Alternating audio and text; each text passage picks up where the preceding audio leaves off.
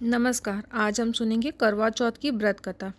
प्राचीन काल की बात है। किसी नगर में एक साहूकार अपनी पत्नी, 7 पुत्र वधू तथा एक पुत्री के साथ निवास करता था। साहूकार की पुत्री का नाम करवा था। साहूकार के 7 पुत्र अपनी बहन से बहुत प्रेम करते थे। बिना बहन के भोजन ग्रहण किए स्वयं भोजन नहीं करते थे।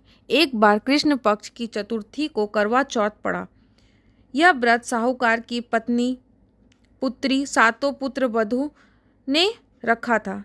शाम के समय जब करवा के भाई घर आए तथा भोजन करने बैठे, तब बहन को साथ भोजन करने के लिए बोला, लेकिन बहन ने भाइयों से बोला, आज मेरा करवा चौथ का व्रत है। मैं चंद्रमा के दर्शन तथा पूजन करने के बाद ही जल और भोजन ग्रहण करूंगी। यह सुन भाइयों ने भी भोजन नहीं किया और चंद्रमा के निकलने का इंतजार करने लगा। कुछ देर इंतजार करने पर जब चंद्रमा नहीं निकले तो अपनी बहन को भूखा प्यासा परेशान देखकर भाइयों को एक उपाय सूझा। सारे भाई नगर से बाहर गए और एक पेड़ पर चढ़ गए। वहां आग जला दी और घर आकर अपनी बहन से कहा, चंद्रमा निकल आए हैं, चलो दर्शन कर लो और अर्घ्य देकर जल ग्रहण करो। यह बात करवा ने अपनी भाभी को बताई। चांद निकल आया है, चलिए दर्शन करके जल ग्रहण लीजिए। भाभी ने समझाया कि उनके भाइयों उन्हें भूखा प्यासा और परेशान देखकर नगर के बाहर पेड़ पर आग जलाई है, उसे ही चंद्रमा बोल रहे हैं। लेकिन करवा ने बात नहीं मानी और वह आग को चांद समझकर अपना व्रत खोल दिया।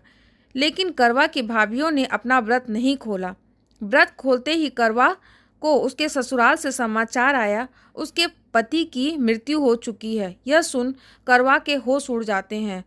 तब उसकी बड़ी भाभी ने उसे समझाया, आपका व्रत टूट गया है, इस वजह से उसके साथ ऐसा हुआ है। उसकी गलतियों पर करवा को एहसास हुआ तथा उसने प्रण किया कि वो अपने प्रतिव्रता से अपने पति को पुनः जिंदा करके रहेगी और उसने अपने पति देव का अंतिम संस्कार नहीं करने दिया। प्रतिदिन 100 के पास बैठी रहती और उस पे उगने वाले घास को जुटाती रहती।